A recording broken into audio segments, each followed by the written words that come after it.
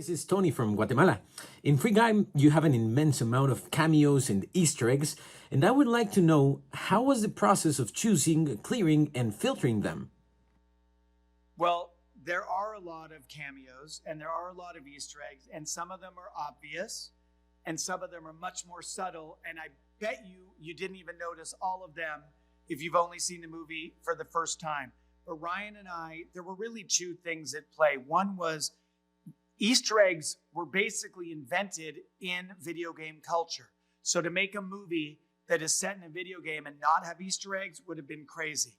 But also Ryan Reynolds, from his Deadpool movies especially, he really believes in the value of Easter eggs that people discover through conversation on social media.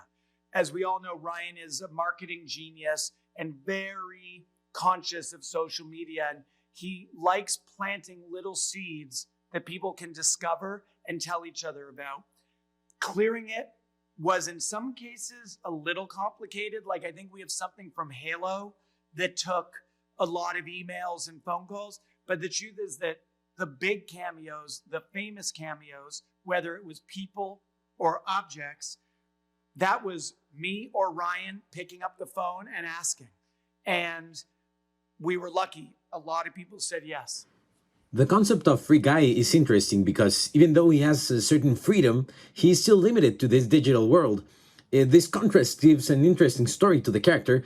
And how did this idea come along and how did it develop?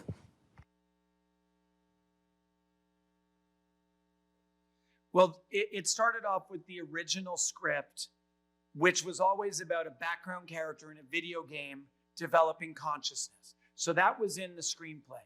When Ryan and I read the script and we decided to take it on, we wanted to use that idea to do a movie that wasn't just about a video game and wasn't just about video game culture, that it was a metaphor for the individual and a metaphor for how many of us feel sometimes like we live in the background in a world that is depressing.